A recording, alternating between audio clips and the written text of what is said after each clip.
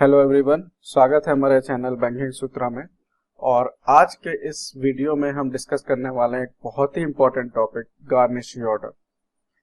तो first of all, जिसने हमारे चैनल को अभी तक सब्सक्राइब नहीं करा है वो सबसे पहले हमारे चैनल को सब्सक्राइब कर दें और नीचे दिए गई बेल को ज़रूर प्रेस कर दें, जिससे कि हमारे नए वाले वीडियोस के बारे में आपका नोटिफिकेशन मिल जाए और आप उसको देख पाए।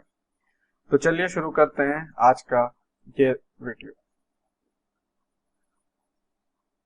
तो सबसे पहले हम बेसिक कंसेप्ट जानेंगे कि गार्निशी ऑर्डर होता क्या है, किस परिस्थितियों में दिया जाता है और इसका क्या रिलेवेंस है बैंकिंग सिनारियो में। तो सबसे पहले बात करें, वर्ड गार्निश जो है वो डिराइव हुआ एक फ्रेंच वर्ड से जिसका नाम है गार्निर, जिसका मीनिंग है टू वार्न और टू प्रिपेयर, पहले से लोगों को वार्न कर देना। ठीक है। और गार्निशी ऑर्डर बेसिकली अगर देखा जाए तो एक ऑर्डर है जो कि कोर्ट देता है in favour of judgment creditor against the judgment debtor. ठीक है, आगे देखेंगे जजमेंट क्रेडिटर क्या है और जजमेंट डेप्टर क्या है। अगर हम डेफिनेशन की और एक्सटेंडेड वर्जन पे बढ़े तो if the debtor fails to repay the डेप्ट, creditor sues the debtor in court. मतलब सिंपली क्या है कि डेप्टर क्या है, डेप्टर कौन होता है, जो कि फॉर एग्जांपल एक सिनारियो में बैंक है वो क्रेडिटर है क्योंकि वो लोन देता है, और डेबिटर जो कि डेप्ट लेता है। ठीक है, तो जो नॉर्मल कस्टमर है वो एक डेप्टर है और जो लोन दे रहा है मतलब बैंक वो क्रेडिटर है। तो अगर डेप्टर मतलब एक कस्टमर लोन नहीं चुका पाता, उस केस में जो आपका बैंक होता है उसको कोर्ट में सू करता है, मतलब उसके अगेंस्ट में केस करता है कोर्ट में ऑर्डर इशू कराने के लिए, और उसी ऑर्डर को हम बोलते हैं गार्निशी ऑर्डर। ठीक है, तो ये क्या इसका नेचर है। तो creditor generally sues the debtor in court for garnishee order when he or she knows that debtor has sufficient funds in some of the accounts.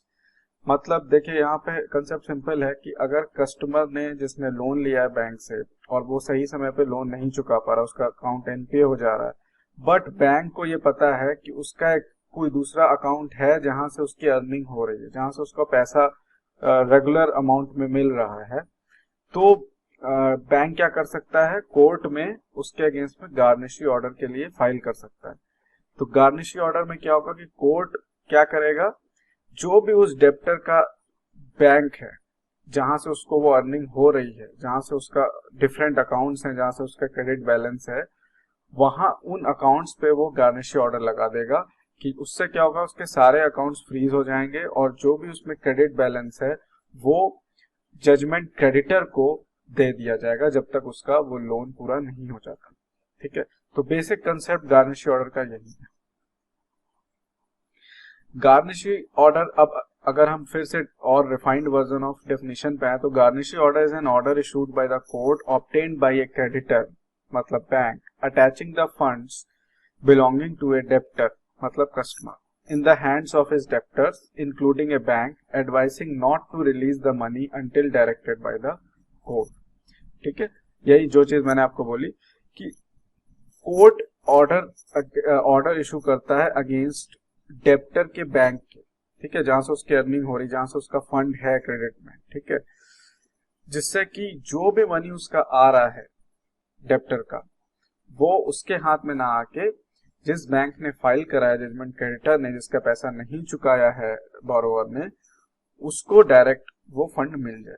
ठीक है, तो ये एक तरीके का प्रोविजन है कि जब कोई लोन नहीं चुकाता है उस केस में क्रेडिटर के पास में एक पावर है, एक लीगल एक तरीके से एक लीगल इंस्ट्रूमेंट है जिसका वो यूटिलाइज करके जो भी उसका रिपेमेंट नहीं हो पाया है उसको वो ले सके कस्टमर से। तो यहाँ पे अब देखेंगे हम एक फ्लो चार्ट के फॉर्म में किस तरीके से क्या चीज होती है। तो देखिए, ये आप देख रहे हैं, ये जजमेंट क्रेडिटर है, एक बैंक का सिनारियो है। जजमेंट क्रेडिटर मतलब बैंक, इसने एक लोन दिया है, जैसे कि आप देख रहे हैं ये भाई साहब को, ठीक है, ये एक बिजनेसमैन है, इनको लोन दिया था, और ये जजमेंट डेप्टर है। जजमेंट डेप्टर मतलब जो डेब्टर मतलब जब आपने कोर्ट में आप केस फाइल करते हो तो एक जजमेंट होता है, उस जजमेंट के अकॉर्डिंग जो क्रेडिटर है मतलब जिसने लोन दिया है ये प्रूफ होता है तो वो जजमेंट क्रेडिटर कहलाता है, और जिसको दिया होता है और जो नहीं चुका पाया है और जिसने लोन लिया है बेसिकली वो जजमेंट डेब्टर कंसीडर होता है। ठीक है, अब यहाँ पे कंसीडर क्या है कि यही सिनारियो है कि बैंक ने इनको फॉर एग्जांपल 20 लाख का लोन दिया था, ठीक है, 20 लाख का लोन दिया था, लेकिन जजमेंट डेब्टर जो है भाई साहब कस्टमर ये लोन नहीं चुका पाए, ठीक है, और इनका अकाउंट एनपीए हो गया, नॉन परफॉर्मिंग एसेट, मतलब 90 डेज अगर आप पैसा का इंस्टॉलमेंट मतलब लोन का इंस्टॉलमेंट नहीं चुकाते हो तो आपका अकाउंट एनपीए हो जाता है। ठीक है, अब सिचुएशन ये आ रही है कि बैंक कॉन्स्टेंटली इनसे फॉलो अप कर रहा है लेकिन ये सही समय पे इंस्टॉलमेंट नहीं दे रहे हैं। ठीक है, इनका अकाउंट एनपीए हो चुका है। तो अब इस स्थिति में इसके पास क्या एक प्रोविजन है बैंक के पास कि वो गार्निशी ऑर्डर के लिए फाइल करे कोर्ट में। ठीक है, तो बैंक क्या करेगा, कोर्ट में गार्निशी ऑर्डर के लिए एप्लीकेशन फाइल करेगा। अब कोर्ट क्या करेगा, कोर्ट सारी कंडीशन सुनेगा बैंक की, और जो भी जजमेंट डेबिटर का बैंक है जहां से मतलब इस बैंक ने ये पता लगाया है कि कौन कौन से इसके ऐसे अकाउंट्स हैं बैंक के जहां से इसकी अर्निंग हो रही है लेकिन फिर भी ये हमारा लोन नहीं चुका रहा है, उसका डिटेल्स ये देता है कोर्ट को। ठीक है, अब कोर्ट क्या करेगा, कोर्ट इशू करेगा garnishee order against the against this debtors bank. ठीक है, कि ऐसा ऐसा है और आपको क्या करना है, इसका कोई भी credit balance account with effect from जिस डेट से मैं गार्निशी ऑर्डर लगा रहा हूं उस डेट से कोई भी क्रेडिट बैलेंस या कोई पेमेंट रिसीव होता है वो पेमेंट इसको डायरेक्ट ना जाके किसको जाए, डायरेक्ट जिसने जियो गार्निशी ऑर्डर फाइल किया है। इस वे से क्या होगा, उसका लोन रिपेमेंट हो जाएगा। ठीक है, लेकिन इसके गार्निशी ऑर्डर एप्लीकेशन फाइल करने के लिए और फाइल हो जाने के बाद भी बहुत सारी कंडीशंस होती हैं जो उनको कंसीडर करनी पड़ती हैं गार्निशी ऑर्डर में। बहुत से ऐसे प्रोविजंस हैं जैसे आप मतलब जॉइंट अकाउंट्स में नहीं लगा सकते, एफडीज में नहीं लगा सकते। ठीक है, वो हम डिस्कस करेंगे आगे आने वाली स्लाइड्स में। तो यहाँ पे जो पर्सन और एंटिटी है जो कि डेब्टर है जजमेंट डेब्टर का, डेब्टर है जजमेंट डेब्टर का, मतलब ये जो बैंक है वो डेब्टर है किसका, जजमेंट डेब्टर का। तो जिसको ये ऑर्डर इशू होता है, जिसके अगेंस्ट में ये ऑर्डर इशू होता है कि तुम्हें पैसा नहीं देना है, फ्रीज कर देना अकाउंट को, वो कहलाता है यहाँ पे गार्निशी। ठीक है, तो ये आपको कंफ्यूजन नहीं होना है कि जजमेंट डेब्टर को गार्निशी नहीं बोलते हैं, या जो गार्निशी ऑर्डर अप्लाई कर रहा है, फाइल कर रहा है, उसको भी हम गार्निशी नहीं बोलते हैं। किसको बोलते हैं, जो डेब्टर का, जजमेंट डेब्टर का बैंक है या डेब्टर है, सही मायने में देखा जाए तो लीगल डेफिनेशन में बात करें तो वो गार्निशी होता है। तो आगे देखते हैं क्या इसके अतिरिक्त प्रोविजंस हैं इशुएंस ऑफ गार्निशी ऑर्डर के। तो सबसे पहली बात, गार्निशी ऑर्डर दो पार्ट्स में इशू करा जाता है और ये बहुत इंपॉर्टेंट पार्ट है, आपके हर तरह के एग्जाम्स में पूछा जाता है, चाहे वो जेआईबी का हो, चाहे बैंकिंग प्रमोशन का एग्जाम हो, चाहे वो आईबीपीएस का एग्जाम हो। तो गार्निशी ऑर्डर हमेशा दो पार्ट्स में इशू करा जाता है। पहला, इन द फर्स्ट पार्ट क्या होता है कि कोर्ट डायरेक्ट करता है बैंकर ऑफ जजमेंट डेब्टर कि स्टॉप कर दो सारे पेमेंट, इसके जो भी क्रेडिट बैलेंस में अकाउंट्स हैं उसके पेमेंट्स जजमेंट डेब्टर को पे करना बंद कर दो। ठीक है, और इस ऑर्डर को हम बोलते हैं ऑर्डर निसी।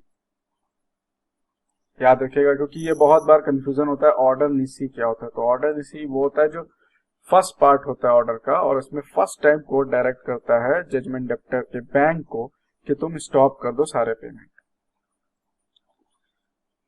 अब आते हैं सेकेंड पार्ट में क्या होता है, on receipt of confirmation of the bank court issues another order and this order is known as order absolute whereby the entire balance in the account or specified amount is attached। मतलब first part में क्या हुआ कि court ने direct कर दिया, एक order issue कर दिया बैंकर को, जो कि जजमेंट डेप्टर का बैंक है, कि इसको सारे पेमेंट स्टॉप कर दो। लेकिन अब जो भी अकाउंट्स उस जजमेंट क्रेडिटर ने आइडेंटिफाई करके कोर्ट को दिए हैं, वो कोर्ट को आइडेंटिफाई भी तो करने पड़ेंगे। अगर वो अकाउंट नहीं हुए या वो अकाउंट में क्रेडिट बैलेंस नहीं हुआ, डेबिट बैलेंस हुआ, तो आप उस अकाउंट से कुछ भी नहीं कर सकते। ठीक है, तो ये कंफर्मेशन लेने के लिए जो आपका कोर्ट है वो ऑर्डर इशू करता है कंफर्मेशन का, कि मुझे कंफर्म करो कि ये जो अकाउंट्स हैं जिनमें क्रेडिट बैलेंस है वो सच में क्रेडिट बैलेंस है कि नहीं, और इसके पेमेंट्स आप कर सकते हो कि नहीं। तो वो जो ऑर्डर होता है वो होता है एब्सोल्यूट ऑर्डर, ऑर्डर एब्सोल्यूट, जहां पे entire balance in the account और स्पेसिफाइड अमाउंट इज अटैच्ड। अब यहाँ पे क्या होता है कि गार्निशी ऑर्डर दो तरह का होता है। एक होता है जिसमें हम जहां पे हम अमाउंट स्पेसिफाई नहीं करते, जनरली उस तरह का गारंटी ऑर्डर होता है जब आपका रिपेमेंट बहुत ज्यादा हो। ठीक है, जब आपका मान लीजिए करीब 50-60 लाख का लोन था, उसमें 40 लाख रुपए का रिपेमेंट अभी बाकी है, तो और जजमेंट क्रेडिटर को ये पता है कि इसका एक रेगुलर सोर्स ऑफ इनकम है दूसरे बैंक में, तो वहां से मुझे कॉन्स्टेंटली जो मनी का फ्लो हो रहा है वो मुझे रोकना है, जिससे कि एज ए इंस्टॉलमेंट वो मुझे मिलता रहे। तो उस केस में वो अमाउंट नहीं स्पेसिफाई करता, मतलब जितना भी कोई भी क्रेडिट बैलेंस अगर आएगा उसके दूसरे अकाउंट में, तो वो सीधा जजमेंट क्रेडिटर के पास चला जाएगा as a repayment of his loan. ठीक है, एक तो ये हुआ। और दूसरा ये होता है कि जो गार्निशी ऑर्डर होता है उसमें एक अमाउंट स्पेसिफाई कर देता है कोर्ट, कि नहीं इतना अमाउंट होते ही वो ऑर्डर बंद हो जाएगा, मतलब इतना अमाउंट आने पर ही आपको उसको रोकना है। ठीक है, तो इस तरह का अमाउंट होता है स्पेसिफाइड अमाउंट। अब बहुत इंपॉर्टेंट कंडीशंस गार्निशी ऑर्डर, ये वो कंडीशंस हैं जिस पे बेस्ड आपके क्वेश्चंस आते हैं एग्जाम्स में। कि पहला इंपॉर्टेंट कंडीशन क्या है कि आपको पता होना चाहिए गार्निशी ऑर्डर इशू कब होता है, क्या सिनारियो में होता है, और एक्चुअल बेसिक क्या है गार्निशी ऑर्डर का। लेकिन अपार्ट फ्रॉम दैट बहुत सारी ऐसी कंडीशंस हैं जो आपको फुलफिल करनी पड़ती हैं गार्निशी ऑर्डर को अप्लाई करने के लिए। ठीक है, तो वो क्या कंडीशन है वो हम अभी डिस्कस करेंगे। तो garnishee order can only be applicable on banks and financial institutions. ठीक है, ये आप मतलब बैंक्स और फाइनेंशियल इंस्टीट्यूशन पे ही लीगल तरीके से गार्निशी ऑर्डर इशू हो सकता है। ऐसा नहीं कि आपको पता है कि एक बंदा है जो इस पर्टिकुलर जजमेंट डेप्टर को पैसा दे रहा है, आप उस बंदे के अगेंस्ट में गार्निशी ऑर्डर नहीं इशू कर सकते। वो एक एंटिटी होना चाहिए, एक बैंक, एक फाइनेंशियल इंस्टीट्यूशन होना चाहिए, तभी आप लीगल तरीके से गार्निशी ऑर्डर अप्लाई कर सकते हो। और एक इंपॉर्टेंट चीज, गार्निशी ऑर्डर आप savings bank, term deposit, fixed deposit, RD, इन्हीं तरह के अकाउंट्स में, करंट डिपॉजिट जिसमें रेगुलर फ्लो ऑफ मनी है या मनी है, उन्हीं अकाउंट्स में आप गार्निशी ऑर्डर अप्लाई कर सकते हैं, इशू कर सकते हैं। दूसरी इंपॉर्टेंट कंडीशन, जो रिलेशनशिप है between bank and judgment debtor, वो डेबिटर और क्रेडिटर का होना चाहिए। मतलब यहाँ पे बैंक क्या होगा, डेप्टर होगा, और जजमेंट डेप्टर क्या होगा, क्रेडिटर होगा। ठीक है, इस तरह का रिलेशनशिप ही होना चाहिए, तभी आप गार्निशी ऑर्डर इशू कर सकते हैं। Garnishee order does not apply to money deposited subsequent to receipt of garnishee order. ठीक है, गार्निशी ऑर्डर कभी भी अप्लाई नहीं होगा अगर मनी डिपॉजिट होता है subsequent to receipt of garnishee order. ये बहुत इंपॉर्टेंट पॉइंट है जो कि आपको हमेशा याद रखना है। Garnishee order does not apply to unutilised balance of overdraft, cash credit account of the borrower. अब देखिए, आपको पता होगा कि दो तरह के अकाउंट होते हैं, एक ओवरड्राफ्ट होता है और एक कैश क्रेडिट अकाउंट होता है। जनरली उन केसेस में जो बिजनेसमैन होते हैं उनको जनरली ओवरड्राफ्ट अकाउंट दिया जाता है, जिसमें कि उनको कुछ एक लिमिट दी जाती है, 2 लाख, 3 लाख, 5 लाख, डिपेंड्स ऑन उनका बिजनेस, उनकी रिक्वायरमेंट। तो फॉर एग्जाम्पल अगर 5 लाख का ओवरड्राफ्ट अकाउंट है और उस जजमेंट डेप्टर ने उसमें से 2 लाख यूज कर लिया है, तो बचा कितना, 3 लाख। 3 लाख बचा अनयूटिलाइज्ड अमाउंट। अब इस अनयूटिलाइज्ड अमाउंट पे आप गारनिशी ऑर्डर नहीं लगा सकते because it is a overdraft account.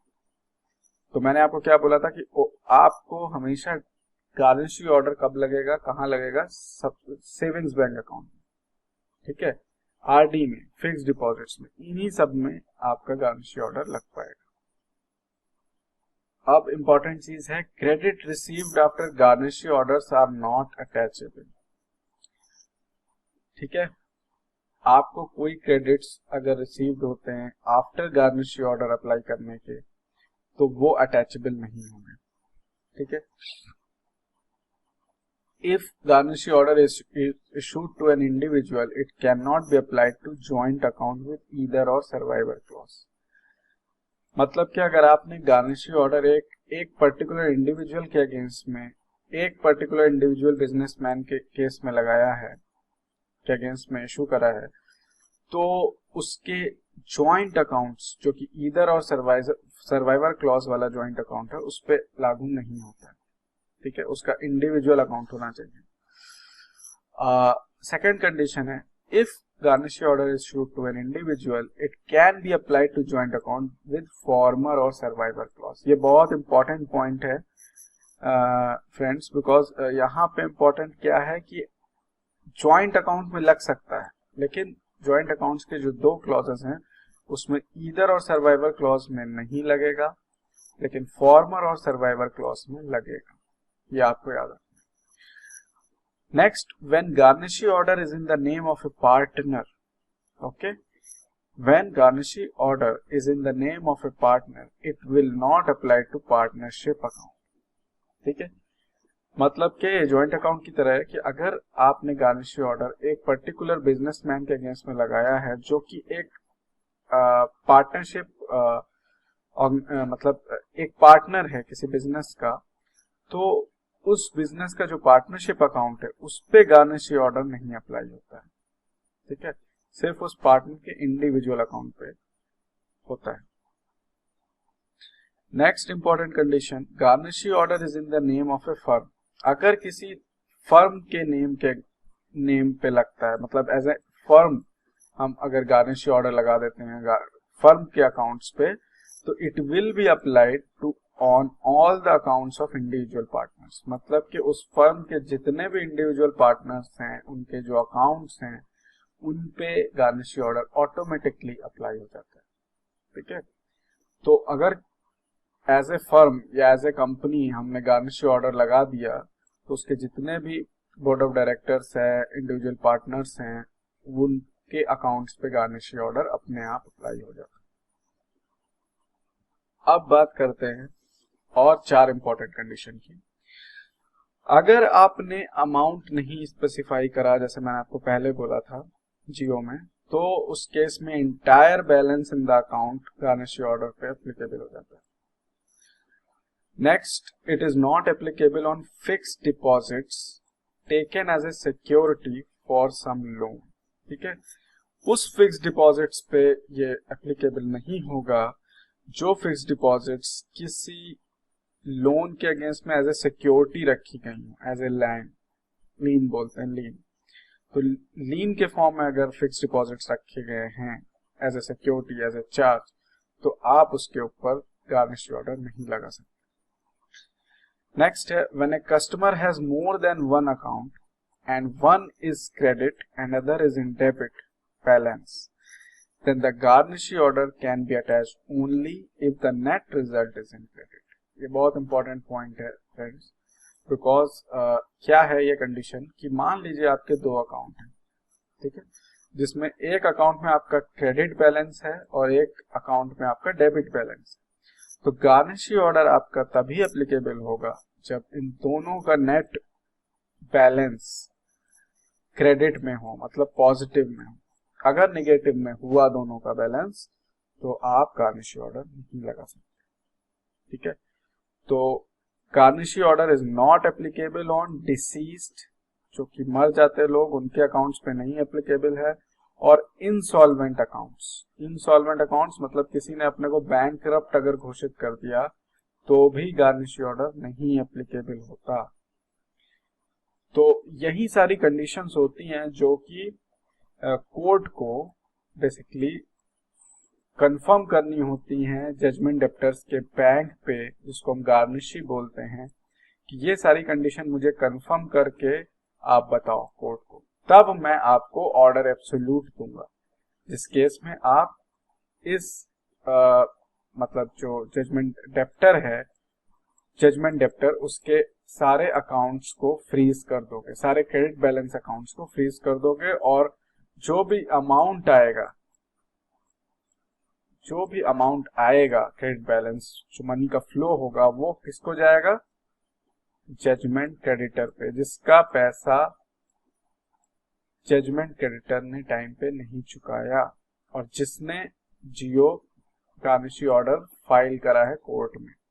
ठीक है, तो उसको डायरेक्ट ये मनी फ्लो होने लग जाएगा। जिस तरीके से क्या होगा, जजमेंट क्रेडिटर का जो पैसा है, इंस्टॉलमेंट जो नहीं आ रहा था कस्टमर द्वारा, वो उसको आने लगे।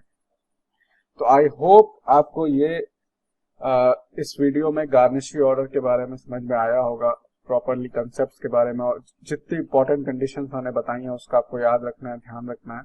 और इस वीडियो में मैं आपको इसका पूरा content in the form of PDF भी शेयर करूंगा, जो कि आपको हमारे वीडियो के डिस्क्रिप्शन में मिल जाएगा लिंक, जिसको आप डाउनलोड कर सकते हैं और एज ए नोट्स पढ़ सकते हैं। So thanks for watching our lecture, stay tuned for more videos.